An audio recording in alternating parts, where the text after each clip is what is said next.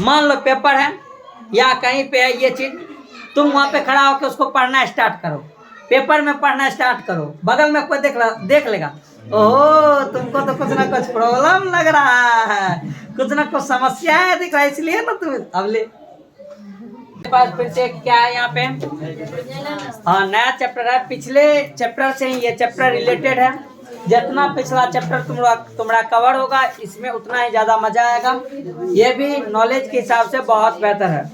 और ये बात सुन लो, अगर तुम चैप्टर को पढ़ रहे हो समझ के हिसाब से पढ़ेगा चैप्टर तुम्हारे लिए बहुत ज्यादा फायदेमंद रहेगा, एग्जाम के हिसाब से पढ़ेगा चैप्टर कुछ नहीं समझ में आने वाला है, चाहे किसी भी सब्जेक्ट का चैप्टर क्यों ना हो, तुमको हमेशा अपने पढ़ाई को उसके ज्ञान के हिसाब से पढ़ना चाहिए, समझ के हिसाब से पढ़ना चाहिए, ना कि उसको एग्जाम के पॉइंट ऑफ व्यू से पढ़ना चाहिए। हमारे पास जो भी बच्चा है वो ज्यादातर बच्चा किसी भी इस टॉपिक को किसी भी चैप्टर को एग्जाम के पर्पज से पढ़ता है, इसलिए उसके लिए वो हार्ड हो जाता है।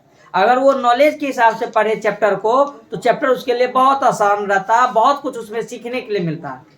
हम सीखने के पर्पज से ना पढ़ के रटने और याद रखने और लिखने के पर्पज से पढ़ते कि एग्जाम में कितना बढ़िया लिखेंगे, तो इसलिए कि हमारे लिए ज्यादा नुकसान होता है। चैप्टर अध्याय है, अध्याय जो है चौथा है और चैप्टर का नाम है कौन सी, जनन शास्त्र, यानी रिलेटेड किससे होगा, जनन से होगा। हम अभी जनन के बारे में पढ़े, रिप्रोडक्शन के बारे में पढ़े हैं। जब इस रिप्रोडक्शन के बारे में जनन के बारे में पढ़े हैं तो हमें वहां पर क्या देखने को मिला कि किस प्रकार से मादा जनन तंत्र था, किस प्रकार से नर जनन तंत्र था, किस प्रकार से निषेचन का घटना हुआ, किस प्रकार से वहां पे इम्प्लांटेशन का घटना हुआ। ये सारी चीजें हम वहां पर देखने का काम किए और देखने के बाद अब उसके अंदर होने वाली जो बीमारी है हम उसको किस प्रकार से स्वस्थ बनाए रख सकते हैं, क्योंकि जिस चीज को अभी हम पढ़ रहे हैं उस चीज में हम पहले बोले कि लास्ट शर्म ज्यादा लगता है, जिसके चलते हमारी जो गांव की महिलाएं सब है या पुरुष भी है वो ज्यादातर इसके बारे में डिस्कस नहीं करता है, लेकिन इससे होने वाली जो बीमारी है आजकल बहुत ज्यादा प्रचलन में है। Uterus cancer, cervix cancer, breast cancer, मादा में होने वाला ये आम बीमारी आजकल हो चुका है, जिसके बारे में नई जानकारी के रहने के वजह से बहुत ज़्यादा औरत सबका यहाँ पर कि स्तन को स्तन को काट के हटाना पड़ता है, यूट्रस को काट के हटाना पड़ता है, सर्विक्स को काट के हटाना पड़ता है। ऐसा जिंदगी बन जाता है नहीं जानने के कारण। इसलिए कि हम जो इस चैप्टर को पढ़ेंगे तो इस चैप्टर का पर्पस यही रहेगा कि जनन भाग में होने वाली जो बीमारियां हैं या जनन भाग को हम किस प्रकार से स्वस्थ बनाए रख सकते हैं, इसके बारे में हमें यहाँ पे जानकारी मिलेगा। चलो स्टार्ट करते हैं इस चैप्टर को। तो हमारे पास इस चैप्टर के अंदर जो पार्ट्स है वो पहला है कौन सी, कि जनन स्वास्थ्य समस्याएं और कार्य नीतियां, यानी जनन स्वास्थ्य का समस्या क्या है, उसके ऊपर उसका कार्य नीति क्या होना चाहिए। हमारे देश के अंदर दुनिया के अंदर जो जनसंख्या विस्फोट है तो उसका जन्म नियंत्रण कैसे होना चाहिए, सगर्भता यानी गर्भधारण का चिकित्सा समापन कैसा होना चाहिए, यानी जब गर्भधारण होता है तो उसके दौरान किस प्रकार से एक एमटीपी आता है, उस एमटीपी के बारे में हम जानेंगे, यौन संचारित रोग के बारे में जानने का काम करेंगे और किसके बारे में, बाध्यता के बारे में हम जानने का काम करेंगे, यानी जो बांझ जिसको अपने भाषा में बोलते हैं उसके बारे में जानने का काम करेंगे। जब चैप्टर को स्टार्ट करते हैं तो लिखा हुआ है कि पिछले अध्याय में आपने जनन तंत्र और उसके प्रकार्यों के बारे में, कार्य के बारे में पढ़ चुके हैं। जब इसके बारे में हम पढ़ चुके हैं तो उससे जुड़े निकट के शीर्षक अर्थात हम जनन स्वास्थ्य के बारे में चर्चा करेंगे। हम जनन स्वास्थ्य शब्द से क्या तात्पर्य समझते हैं, सबसे पहले इसके बारे में बात करते हैं। तो हम जानते हैं कि हमारे जो जनन वाला रिप्रोडक्टिव वाला भाग है उस वाले भाग में किसी भी बाह्य कारक के द्वारा, किसी भी जीवाणु के द्वारा या किसी भी ऐसे कार्य के द्वारा जब उसके अंदर नुकसान होता है तो उससे हमारे हेल्थ के ऊपर नुकसान होगा। हमारे हेल्थ के ऊपर नुकसान होगा तो इवेंट कि हमारा शरीर उससे कहीं ना कहीं कष्टदायक हो सकता है, पीड़ादायक हो सकता है। तो उस चीज के बारे में हमें यहाँ पे समझना है। यह शब्द बोला जा रहा है कि साधारणतः स्वस्थ जनन अंगों और उसके समान प्रकार्यों से संबंधित है। वस्तुतः यह एक व्यापक परिप्रेक्ष्य को दर्शाने का काम कर रहा है, यानी व्यापक मतलब बड़े पैमाने पे, और परिप्रेक्ष्य का मतलब उसके बारे में जानने की जो इच्छा होती है उसके बारे में उससे जुड़ा हुआ ये बात है। एक बड़ी सी घटनाएं होती है जिसके अंतर्गत जनन के भावनात्मक और सामाजिक पहलू जुड़े हुए। बुक वाला ये सब जान रहा है, बुक वाला ये बात बोल रहा है कि हमारे समाज के अंदर इसको, ये हमारे किससे, भावना से जुड़ा हुआ बात है, ये हमारे एक सामाजिक से जुड़ा हुआ वाला बात है।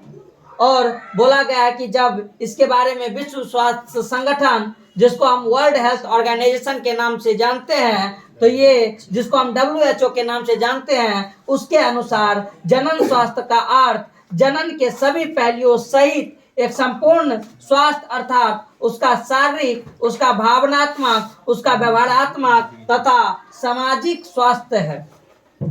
यानी WHO जो इस जनन स्वास्थ्य के बारे में डिफाइन कर रहा है, WHO का कथन ये है कि जनन स्वास्थ्य का मतलब सिर्फ सामाजिक और भावनात्मक पहलू ही नहीं है।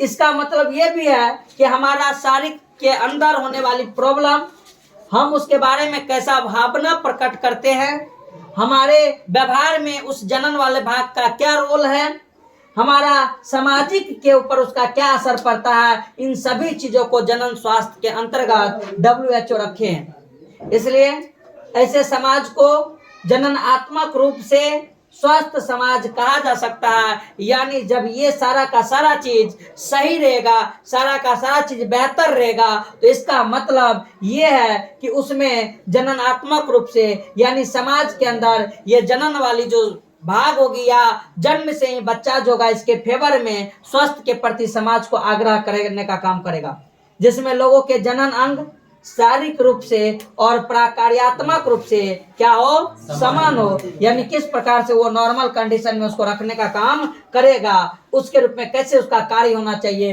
कैसे सही वक्त पे उसका यूज होना चाहिए, ये सारी चीजें हैं। यौन संबंधी सभी पहलुओं में जिनकी भावनात्मक और व्यवहारात्मक पारस्परिक क्रियाएं समान हो, जनन स्वास्थ्य को बेहतर बनाए रखने का क्या महत्व है और इसे पाने के लिए कौन सी विधियां अपनानी चाहिए।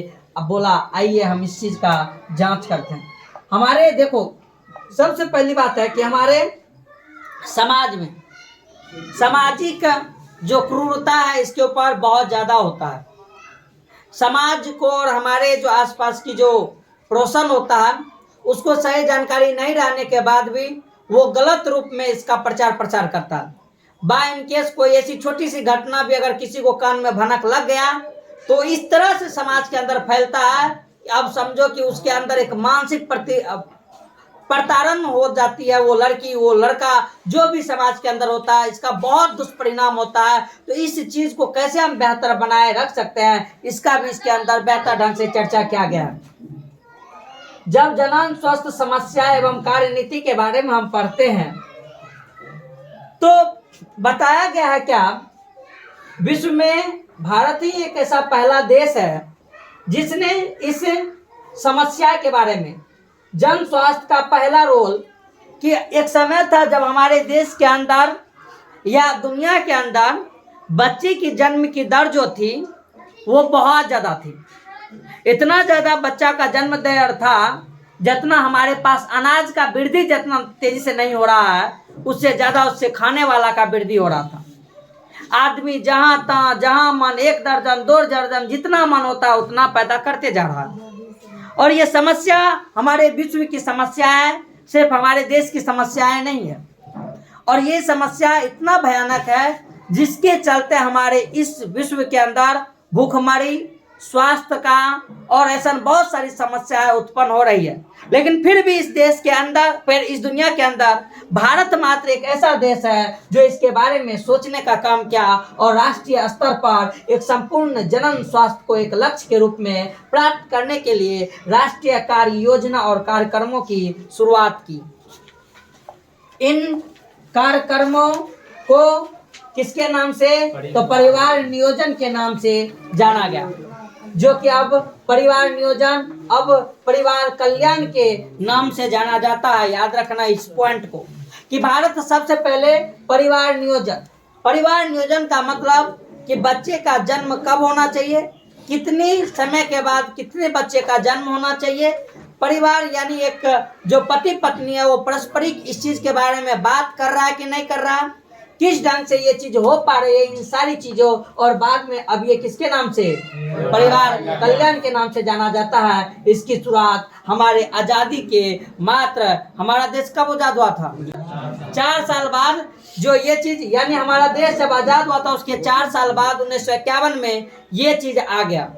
लेकिन इस 4 साल के अंदर जो भारत के अंदर जन्म दर था, यानी बच्चा जन्माने की जो दर थी वो बहुत ज्यादा हो गया था।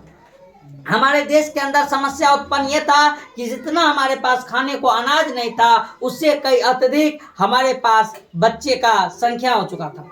और बोला गया कि 1951 में हुई थी। पिछले दशकों में समय समय पे इनका कौन सी आवधिक मूल्यांकन भी किया गया है, यानी इसके जन्म दर को भी मूल्यांकन किया जा रहा है। स्टार्टिंग के समय में जब हमारा देश आजाद हुआ था उस समय सही में हमारे देश की जनसंख्या बहुत कम थी। उस समय ऐसा लगता था कि सही में बच्चे की जन्म की दर अगर बढ़ भी जाए तो कोई दिक्कत नहीं है, लेकिन इतना स्पीड में बढ़े इस चीज का किसी को भी विश्वास नहीं था और वो खतरनाक ढंग से उस समय में बढ़ रहा था। बोला गया कि जनन संबंधित और उसके आवधिक क्षेत्रों को इसमें सम्मिलित करते हुए बहुत उन्नत और व्यापक बड़े लेवल पे कार्यक्रम, फिलहाल जनन एवं बाल स्वास्थ्य सेवा कार्यक्रम RCH, इस चैप्टर के अंदर जितना भी शॉर्ट फॉर्म आएगा उसका फुल फॉर्म याद रखना जरूरी है। क्या है ये RCH, यानी रिप्रोडक्टिव चाइल्ड हेल्थ प्रोग्राम जो होती है या ऑर्गेनाइजेशन, या यहाँ पे जो RCH कौन सी, हाँ, रिप्रोडक्टिव चाइल्ड हेल्थ के बारे में यहाँ पे बात किया गया और इस चीज का भी कार्यक्रम के नाम से प्रसिद्ध हुआ और उसको बहुत ज्यादा फैलाने का काम किया गया। इन कार्यक्रमों के अंतर्गत जनन संबंधी विभिन्न पहलुओं पर लोगों को इसके बारे में जानकारी देने का काम किया गया कि जो रिप्रोडक्टिव और हमारा जो चाइल्ड हेल्थ है वो किस प्रकार से होना चाहिए, और फिर बताया गया कि जागरूक पैदा करते हुए एक जननात्मक रूप से स्वस्थ समाज तैयार करने के लिए अनेक सुविधाएं एवं उसे क्या दिया गया, प्रोत्साहन। समझो, हम लोग के यहाँ पर ज्ञान का बहुत ज्यादा कमी है। हर एक चीज के लिए ना गवर्नमेंट को बहुत तगड़ा एक्शन लेना पड़ता है, बहुत तगड़ा एक्शन लेते हैं। हमें जैसे कि अगर मान लो कि हमारे पास, हम अपने घर को देख के बच्चे को जन्म नहीं देते हैं कि हमारा औकात कितना, हम कितना खिला पिला सकते हैं, हमारा पालन पोषण कितना होता है, ये नहीं। हम लोग जो बच्चे को जन्म देते हैं उसके अंदर तो एक ज्ञान का, नॉलेज का कमी है। अनियंत्रितता ये है कि हम ये नहीं समझ पाते हैं कि जनन का समय क्या होना चाहिए, कैसे पति पत्नी के बीच में संभोग की क्रिया हो कि ताकि संभोग भी और बच्चा पैदा ना हो। ये लोग ये जानता है कि बच्चे जो पैदा होता है वो किसके बदौलत होता है, भगवान के बदौलत। किसके बदौलत, हाँ, भगवान चाहता है तो ऐसा होता है। और ये चीज हमारे लिए एक समस्या उत्पन्न होती है, हमारे गवर्नमेंट के लिए एक समस्या उत्पन्न होती है, जिसका मसला ना गवर्नमेंट के पास है ना किसी के पास है। बच्चे को जन्म देने के वक्त बच्चा का बाप ये नहीं सोचता है कि बच्चा का भविष्य क्या है, लेकिन ये जरूर सोचता है कि जो भी होगा भगवान उसको बढ़िया करवाएंगे या भगवान के भरोसे जी ही लेंगे, कमा के खा ही लेंगे। लेकिन ये समस्या बाद में जाके हमारे लिए बहुत बड़े लेवल पे कहीं ना कहीं एक समस्या बन जाता है, जो अभी के दौर में भी देखा जा रहा है। बताया जाता है कि यही तक नहीं, गवर्नमेंट उसको क्या दे रहा था, प्रोत्साहन। क्या बच्चा कम जन्माइए, हम आपको लोभ दे रहे हैं, बच्चा कम जन्माइए, हम आपको ऐसा सुविधा देंगे। लेकिन फिर भी आदमी मानता ही नहीं है। यही तक नहीं, इस चीज को फैलाने के लिए ऑडियो और विजुअल, यानी रेडियो के थ्रू प्रचार देके, पोस्टर के द्वारा कहीं पे चिपका के इस चीज को नोटिस करवाया जाता है कि आदमी बार बार अपने दिमाग में ये चीज ले तो उसके ऊपर असर पड़े। लेकिन आदमी तो होता है, तो उस ऑडियो विजुअल और यहाँ तक कि मुद्रित सामग्री पेपर के थ्रू उसको सहायता से सरकारी एवं जितने भी नॉन गवर्नमेंटल ऑर्गेनाइजेशन, जिसको गैर सरकारी संगठन कहते हैं, जनता के बीच जनन संबंधी पहलुओं के प्रति जागरूकता पैदा करने के लिए विभिन्न उपाय कर रहे हैं। हमारा समाज के अंदर देखो तुच्छता का लेवल क्या है। मान लो पेपर है या कहीं पे है ये चीज, तुम वहां पे खड़ा होकर उसको पढ़ना स्टार्ट करो, पेपर में पढ़ना स्टार्ट करो, बगल में कोई देख लेगा, ओह तुमको तो कुछ ना कुछ प्रॉब्लम लग रहा है, कुछ ना कुछ समस्या है दिख रहा है, इसलिए ना तुम अब ले, मतलब उसको उस समय ऐसा शर्मिंदगी महसूस करवाता है कि लगता है कि कहीं ना कहीं सही में मेरे पास प्रॉब्लम है, समस्या है। ऐसा कुछ नहीं होता है और हमें इसके बारे में नॉलेज हासिल करना चाहिए। प्रति जागरूकता पैदा करने के लिए विभिन्न उपाय कर रहे हैं। उपयुक्त सूचनाओं को प्रसारित करने में माता पिता, अन्य निकट संबंधी, शिक्षक और मित्रों की भी प्रमुख भूमिका है। तुम लोग के लिए तो इसका है, लेकिन इस सब का इसका हो सकता थोड़ा बड़ा, इसका तो ले के बढ़ने में लग रहा था, ये तो तुमको समस्या पे समस्या बताएगा। क्या बताएगा कि बताता है कि मित्रों की प्रमुख भूमिका है। विद्यालयों में यौन शिक्षा की पढ़ाई को बढ़ावा दिया जाना चाहिए, लेकिन हमारे समाज में अभी भी इसके ऊपर बहुत कम ही काम हो रहा है। टीचर इस चीज को पढ़ाना समझदारी समझता ही नहीं है, इसलिए कि कहीं ना कहीं हम लोग के समाज के अंदर, पढ़ाई के अंदर 8वां में रिप्रोडक्शन चैप्टर है, लेकिन इसमें बैठा हुआ कोई भी 8वां में रिप्रोडक्शन को नहीं पढ़ा, क्योंकि टीचर उसको पढ़ाया ही नहीं था, क्योंकि टीचर को ही अपना बहुत बड़ा शर्मिंदगी महसूस हो रहा था। ऐसा नहीं है, हमारे पास ये पढ़ाई के तौर पे है, और जितना जल्दी हम इस चीज के बारे में जितना बेहतर नॉलेज देंगे उतना बेहतर समाज हमारे पास आएगा, ताकि युवाओं को सही जानकारी मिल सके और बच्चे यौन संबंधी विभिन्न पहलुओं के बारे में फैली जो टोला मोहल्ला में हमारी दादी अम्मा सब देते रहती है वो कम हो जाए और विश्वास न करे, उन्हें यौन शोषण संबंधी गलत धारणाओं से छुटकारा मिल सके। अब तुम समझो, एक बुक वाला इस चीज को लिखा है, इसका मतलब उसको मालूम है बात कि हमारे समाज के अंदर ऐसी घटनाएं घट रही है, हमारी समाज के अंदर इसके प्रति अनेक भ्रांतियां जो होती है वो फैलाई जा रही है, समाज को एक गलत ढंग से पेश किया जा रहा है, और इस चीज के लिए बताया जाता है कि कहीं ना कहीं जब हम बुक के थ्रू, अपने शिक्षक के थ्रू, अपने गुरुजन के थ्रू इसको पढ़ेंगे तो हमें इसके बारे में बेहतर से बेहतर नॉलेज की प्राप्ति होगी। बताया जाता है कि लोगों को जनन अंगों के किशोरावस्था एवं उससे संबंधित परिवर्तन, सुरक्षित और स्वच्छता, यौन क्रियाओं, यौन संचारित रोग एवं एड्स के बारे में जानकारी विशेष रूप से किशोर आयु वर्ग में जनन संबंधी स्वास्थ्य जीवन बिताने में सहायक होती है। लोगों को शिक्षित करना, विशेष रूप से जनन क्षम जोड़ी तथा वे लोग जिनकी आयु विवाह योग्य है, यानी जो बच्चे को जन्म देने में सक्षम है, यानी एक कपल, एक विवाहित वर्ग के बारे में बोला गया है, उन्हें उपलब्ध जन्म नियंत्रण, गर्भ निरोधक विकल्पों तथा गर्भवती माताओं को देखभाल, माँ और बच्चे की प्रसव के बाद, यानी जब बच्चे जन्म लेता है उसके बाद उसका देखभाल आदि के बारे में, तथा उसके स्तनपान की महत्व, लड़का या लड़की को समान महत्व एवं समान अवसर देने की जानकारी आदि इसके तहत हमें मिलता है जब पढ़ते हैं तब। और ये सब जागरूक स्वास्थ्य परिवार का निर्माण होता है इससे।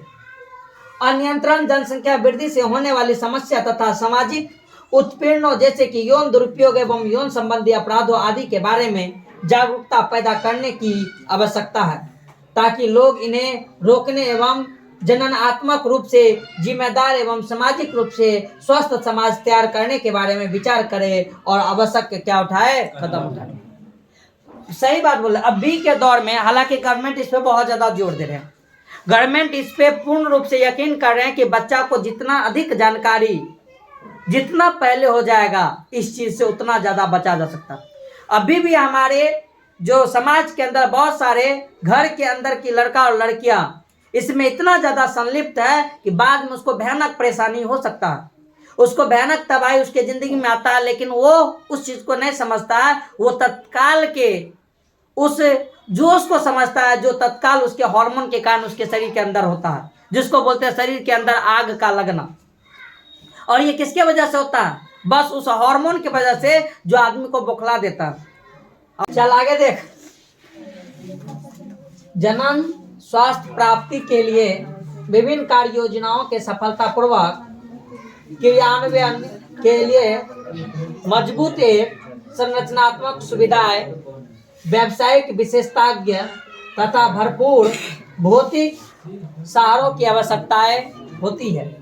यानी क्या बोला गया कि हमारे पास उसके बारे में एक बेहतर स्ट्रक्चर रोड मैप हो, एक बड़े लेवल पे उसको किस प्रकार से कमर्शियल पहुंचाया जाए, भरपूर और भी हमारे पास फिजिकली कोई सपोर्ट हो, यानी आदमी का जुड़ाव हो कि वहां तक उसको ले जाने में सुविधा दे, और लोगों को जनन संबंधी समस्याओं जैसे कि गर्भधारण के समय, प्रसव के समय, यौन संचारित जो रोग होता है यानी रिप्रोडक्टिव जो हमारे पास ट्रांसमिटेड डिजीज है, यानी यौन संचारित यानी इस जनन के द्वारा फैलने वाले रोग, गर्भपात, एबॉर्शन, गर्भ निरोधक यानी गर्भ को रोकने के लिए जो मेडिसिन, महामारी से संबंधित समस्या, बांझापन आदि के बारे में चिकित्सा सहायता और देखभाल उपलब्ध कराना आवश्यक है। समय समय पर बेहतर तकनीकों और नई कार्य नीतियों को क्रियान्वित करने में भी आवश्यकता है ताकि लोगों की अधिक सुचारू रूप से देखभाल और सहायता की जा सके। बढ़ती मादा भ्रूण हत्या कानूनी रोक के लिए कुल विभेदन यानी एमिनोसेंटोसिस, यानी हम जो तुमको बोले थे कि गर्भ के अंदर लिंग का जांच करवा के और गर्भ का गिरवाना यानी एबॉर्शन करवाना, यानी उसके लिए जांच, लिंग परीक्षण और वैधानिक प्रतिबंध तथा व्यापक बाल प्रतिरक्षीकरण, यानी बच्चा जन्म ले तो ज्यादा से ज्यादा टीका उपलब्ध हो। जैसे पहले के समय में पोलियो या टीका देने के लिए जा रहा था ना, तो बच्चा को मार लेके भाग जाते थे। फिर कितना ज्यादा प्रचार प्रसार गवर्नमेंट किए, कितना ज्यादा आदमी को जागरूक किए, तब जाके वो करना स्टार्ट किया। नहीं तो पहले आदमी कुछ अपने, जैसे कोरोना के बारे में जो जानकारी था वो कम जानकारी था, लेकिन हमारे समाज में ज्ञानी सब जो था, व्हाट्सएप ग्रुप का जो मालिक सब रहता है, यूट्यूब पर इधर उधर वाला वीडियो देख के जो रहता है, वो इतना गलत मैसेज फैलाया, इतना गलत मैसेज फैलाया कि कोई वैक्सीन का यूज नहीं कर रहा था। गवर्नमेंट तब उसके लिए एक निकाला, विद्यार्थी सब के लिए भी उस समय में कि हाई स्कूल में जाने के बाद तभी वो कागज मिलेगा जब देखेंगे कोरोना वैक्सीन लिया हुआ। एडमिट कार्ड तभी मिलेगा, एडमिट कार्ड तभी मिलेगा जब कोरोना वैक्सीन लिया, क्योंकि उसको पता है कि नहीं लेना चाह रहा, नहीं लेना चाह रहा। तो बाल प्रतिरक्षीकरण, टीका आदि भी कुछ महत्वपूर्ण कार्यक्रमों को शामिल किया गया है। एमिनोसेंटोसिस में एक एमिनोटिक द्रव में घुले पदार्थ हो, वो विकासशील भ्रूण की कोशिकाओं का क्या किया जाता है? विश्लेषण, यानी लिंग का जांच किया जाता है। किसके द्वारा? इस फ्लूइड के द्वारा। किसके द्वारा? एमिनोसेंटेसिस। किसके द्वारा? किसके द्वारा? एमिनोसेंटेसिस जो होता है, इसके अंदर लिंग जांच होता है। इसके द्वारा क्या होता है? क्या होता है? और पहले के समय में यही होता था, लड़का रहता था तो बल्ले बल्ले और लड़की रहता था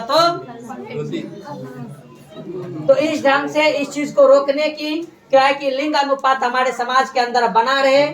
अभी भी हमारे पास लिंग अनुपात के अंदर कुछ ना कुछ इधर है तो दिक्कत हो रहा है।